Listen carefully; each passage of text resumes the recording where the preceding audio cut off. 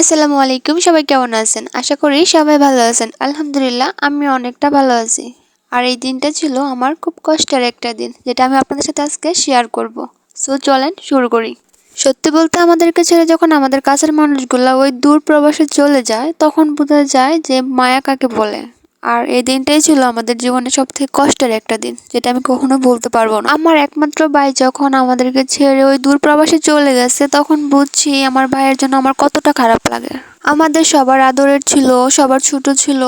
তো ওর জন্য এতটা খারাপ লাগে যে কখনো বলে বোঝানোর মতো না। আমার ভাইয়া যখন ওই দূর প্রবাসে চলে যায়, তখন হঠাৎ করে ওর ডেটে ফাইনাল হয়। তার কারণে আমরা খুব তাড়াহুড়া করে সবকিছু রেডি করছিলাম। এখানে আমার ভাইয়ের জন্য পিঠা বানাইতেছিলাম, তারপর নাড়ু বানাইতেছিলাম। আমার ভাইয়া আমাদেরকে ছেড়ে এত তাড়াতাড়ি এত দূরে চলে যাবো, এটা কোনো সময় কল্পনা করতে পারি। আমার ভাই যেদিন চলে যাবো সেদিনের ডেটটা ছিল 30শে জুলাই 2024। বাট আমার ভাই একদিন আগে চলে গেছিল, এই কারণে আমরা তাড়াহুড়া করে সব কিছু করতেছি। ওর ফ্লাইট ছিল 30শে জুলাই, সো বাসা থেকে 29 তারিখে চলে গেছিল, তার কারণে তো তাড়াহুড়া। যেহেতু আমার ভাইয়ের ডেটটা হঠাৎ করে আসছে, তো আমরা সব তাড়াতাড়ি করেই করতেছিলাম। জানি না কতটুকু দিতে পারছি একদিনে, তো আলহামদুলিল্লাহ যতটুকু দিতে পারছি। সবাই আমার ছোট্ট ভাইটার জন্য দোয়া করবেন, ওর জন্য সবসময় ভালো থাকে, সুস্থ থাকে। এদিকে আমরা সব অ্যারেঞ্জ করতে করতে অনেক সন্ধ্যা হয়ে যাইতেছিল। আমরা সারাদিন কাজ করতেছিলাম সবাই মিলে, তারপরও শেষ হইতেছিল না। এদিকে নাড়ু বানানোর জন্য সবকিছু রেডি করতেছে, এখানে চাউল বাজছে, তিল বাজছে, এখানে ব্লান্ডার করতেছে যেগুলো ভাজা হয়েছিল ওইগুলা। আমরা সবাই মিলে এত তাড়াতাড়ি করতেছিলাম, তারপরও সব কাজ শেষ করতে পারি নাই। যখন প্রিয় মানুষগুলো অনেক দূরে চলে যায়, তখন বোঝা যায় কেমন লাগে। আর তাদের জন্য কষ্ট করতেও কোনো রকম খারাপ লাগে না। এইদিকে নাড়ু বানানোর জন্য সবকিছু রেডি হয়ে গেছে। আমরা খুব তাড়াতাড়ি করতেছি যেন আমরা একদিনে সবকিছু শেষ করতে পারি, বাট কিছুতেই পারতেছিলাম না। এখানে সবাই মিলে করতেছি, দেখা যাক কত তাড়াতাড়ি আমরা করতে পারি, যতটুকু সম্ভব করতেছি। এখানে নাড়ু বানানো শুরু করে দিলাম সবাই মিলে। আমাদের সবার প্রিয় ছিল আমার ভাই, যেটা আমাদেরকে সবাইকে ছেড়ে অনেক দূর প্রবাসে চলে গেছে। আমি সবসময় ওর জন্য দোয়া করি, ও যেন সবসময় ভালো থাকে, সুস্থ থাকে। ওর জন্য এতটা খারাপ লাগে হয়তো কখনো কাউকে বলে বোঝানো সম্ভব না। বাট আমার ভাই, আমি জানি আমার ভাইয়ের জন্য কেমন লাগে। আমার সবকিছু শেষ করে বাসার কাজ, তারপর অনেক রাত 10টার সময় বের হয়ে গেলাম ভাইয়ের জন্য মার্কেট করতে। এখানে বিকাশ থেকে টাকা উঠায় নিলাম প্রথম, তারপর আমার ভাইয়ের জন্য কেনাকাটা করতেছিলাম, ভাইয়ের কি পছন্দ, কি নেবে। তারপর ঘুরতে ঘুরতে আমরা অনেক কিছুই কেনাকাটা করতেছিলাম। আমার ভাইয়ার যেটা যেটা পছন্দ হয় সবগুলোই কিনতেছিলাম, প্যান্ট, শার্ট, জুতা, ঘড়ি, বেল্ট, যা লাগে ইত্যাদি আর কি, সবকিছুই কেনাকাটা করতেছিলাম। যেহেতু আমাদের এক রাতের মধ্যে সবকিছু কেনাকাটা করতে হইতেছে, সেহেতু খুব তাড়াহুড়া করতেছি। যদি একদিন আগে বলতো যে আমার ভাইয়ের ফ্লাইট 30 তারিখ, তাহলে হয়তো আস্তে আস্তে কেনাকাটা করতে পারতাম। যাই হোক, কিছু করার নাই, আমার ভাইয়ের ভাগ্যে যেটা আছে ওইটাই হয়তো এভাবে যাইবে আমাদেরকে ছেড়ে, এই কারণে এরকম হয়েছে। সো আমরা সবকিছুই কেনাকাটা করছি মোটামুটি ভালোই, যতটুকু পারছি আর কি। এখানে ব্যাগ কিনতেছিলাম আমার ভাইয়া নেওয়ার জন্য সবকিছু। এখান থেকে সবকিছু নেওয়ার জন্য 2টা ব্যাগ কিনছিল, আর 2টা ব্যাগ নিয়ে আমরা চলে আসছি। তারপর অন্য কিছু আর যা যা লাগে সবকিছুই মোটামুটি কিনলাম। কেনাকাটা শেষ করে বাসার দিকে রওনা হলাম। এটা হচ্ছে আমার ভাই, বলতেছে যে আজকে ট্রিট দিতে হইব ওকে, চলে যাইবো। তো সবাই মিলে একটু ট্রিট দিলাম, খাওয়া দাওয়া করলাম রেস্টুরেন্টের মধ্যে। জানি না কবে আবার আমার ভাইয়ের সাথে দেখা হবে, সবাই একসাথে বসে রেস্টুরেন্টে খাবো, ঘুরবো, আনন্দ করব।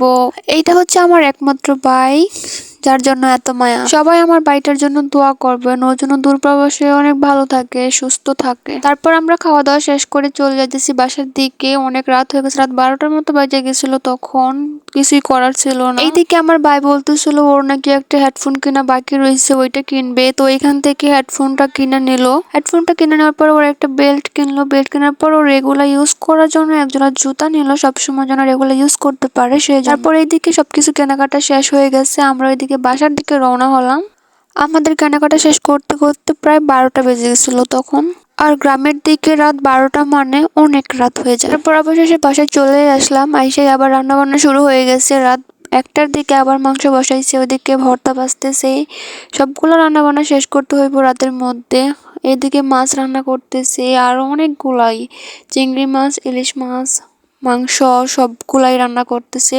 জানি না কখন শেষ হইবে, যতক্ষণ লাগে রান্না করতে থাকে। এইদিকে রান্না করতে করতে কখন যে এত রাত হয়ে গেছে ভাবতেও পারি নাই। ওই দূর আকাশে চাঁদ দেখা যাচ্ছে, আমরা সবাই বাইরে বসে রান্না করতেছি। চাঁদ দেখতে দেখতে ভাবি যে টাইমটা কয়টা বাজে একটু দেখি, তখন দেখি ও মাই গড, 4টা প্রায় 4:30 বেজে গেছে। আমি তো পুরাই অবাক। আমরা আমার আপুদের বাসায় রান্না করতেছিলাম, তো সকাল 6টার আগে আমরা বাসা থেকে বের হয়ে গেছি আমাদের আব্বুর বাসায় আসার জন্য, যেখানে আমার ভাই আছে। আমরা 1 ঘন্টার মধ্যে মানে 7টার আগে পৌঁছে গেছি বাসার মধ্যে। তো আমরা সবাই মিলে একসাথে এত সকাল সকাল ঘুম থেকে উঠে রেডি হয়ে রাতে না ঘুমিয়ে চলে আসছি আমাদের বাসায়। এখানে আমি মনের মধ্যে হাজারো কষ্ট নিয়ে রাস্তার মধ্যে একটু হাত দেখে একটু ভিউ নিতেছি। এত সকাল সকাল তো কোনো সময় কোথাও যাই না, তো এত সকালে আসতে দেখি সব দোকানপাট সবকিছু বন্ধ আছে। জানি না, ভিতরে খারাপ লাগতেছে, বাট এত সকালে কোথাও যাইতেছি এটাও ভালো লাগতেছে। এখানে এসে দেখি আমার বাইরে শপিং টপিং সবকিছু রেডি করে রাখছে, আমরা এসে প্যাকিং করব। আমার ভাই যেহেতু আগের দিন চলে যাইবো, তারপরের দিন তার ফ্লাইট, তো আমরা সবকিছু রেডি করে দিতেছিলাম। এইদিকে আমার ভাইয়া রেডি হয়ে ঘুরতেছে, ও চলে যাইবো। ওর মনের মধ্যে অনেকটা কষ্ট, বাট কাউরে বুঝতে দিতেছে না। যে সময় ভাইয়ের বিদায়ের পালা, তখন ওর ভিতরটা কেমন লাগে একমাত্র ওই জানে। এটা বলে বোঝানোর মতো কোনো ভাষা নাই। আমার ভাই চলে যাইতেছে আজকে, এতটা খারাপ লাগছে যেটা আমি কখনো বলে বোঝাতে পারবো না কাউরে। ওর ফ্রেন্ডের সাথে দেখা করতেছি আর পিছনে আমরা আছি। ও কান্না করতেছিল, যেটা কোনো সময় সহ্য করার মতো না। এতটা খারাপ লাগছিল, ভিতরটা ফাইটে গেছিল, বাট কাউকে বোঝানোর মতো তখন ভাষা ছিল না। শেষবারের মতো আমার বাইরে দেখা দিলাম, জানি না আবার কবে দেখা হবে। সাথে শুধু আমার আব্বু যেতেছে, আর কেউ যায় না, কারণ রাস্তার মধ্যে অনেক লকডাউন, অনেক আন্দোলন করতেছে। এই কারণে আমার ভাই বিশেষ করে আগের দিন চলে যেতেছে। আর আমার বাড়িতে যাওয়ার সময় বাংলাদেশের পরিস্থিতি এতটাই খারাপ ছিল যে সেটা আপনারা সবাই হয়তো জানেন 24 সালের লাস্টের দিকে কি অবস্থা হয়েছিল। তো যাই হোক, আলহামদুলিল্লাহ আমরা এদিকে সবকিছু রেডি করতেছিলাম, কারণ আমার ভাই কিছু নিতে পারেনি, শুধু ওর নিজেই চলে গেছে, এটি আলহামদুলিল্লাহ। এখন মালগুলা নিয়ে অন্য মানুষ যাইবো। আমার ভাই ওইখানে গিয়ে 1 রাত থাকছিল আর কি, একটা হোটেল ভাড়া করে। তো পরের দিন আমাদের বাসা থেকে আরো 2জন মানুষ গেছিল, ওদের কাছে মাল নিয়ে গেছিল আর কি, ওরা এখানে আছে। আমার ভাইয়াকে একটা কাঁঠাল দিয়ে দিলাম, আর ওর জন্য ওর প্যাকিংটা চিনতে পারে ভালো করে, সেই জন্য ওটার মধ্যে নাম লিখে দিচ্ছিল, যেন আমার ভাইয়া সুন্দর করে ওর জিনিসটা ও চিনে নিতে পারে। কারণ ও ছোট মানুষ, ও বুঝে না সবকিছু ভালো করে। ওর বয়সটা এখনো কম, আমাদের সবার ছোট ছিল ও। তারপর এখানে লেখাটেখা শেষ করে আমরা সুন্দর করে একটা প্যাকিং করে দিয়েছিলাম, যাতে আমার ভাইয়ের নিতে কোনো প্রবলেম না হয়, ওর জিনিসগুলো যাতে ও সুন্দর করে নিতে পারে। ও এতটাই ছোট যে ও ভালো করে বুঝে না কোনো কিছু, তারপর ও গেছে যে ওইটাই। এইদিকে আমাদের প্যাকিং করা প্রায় শেষ পর্যায়ে হয়ে গেছে। তো এখন আমরা সবকিছু সুন্দর করে রেডি করতেছি, যাতে কোনো সমস্যা না হয়, কোনোভাবে ছিঁড়ে না যায়, ওইটাই চিন্তা ছিল আর কি। এমনভাবে কস্টেপ লাগিয়ে দিচ্ছিলাম যাতে ওর কোনো প্রবলেম না হয়, ও যেন কোনোভাবে কোনো কিছু প্রবলেম ফিল না করতে পারে, সেইটার জন্য আমরা খুব ভালো করে প্যাকিং করছিলাম।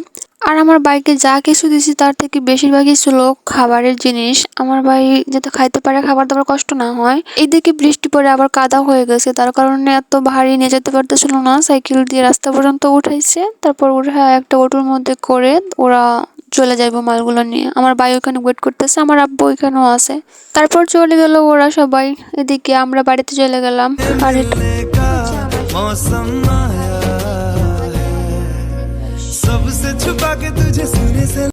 আর এটা হচ্ছে আমার সেই পিচ্ছি ভাই, যে কিনা হাজার মেয়ের ক্রাশ। সবাই ওর জন্য দোয়া করবেন। আল্লাহ হাফেজ।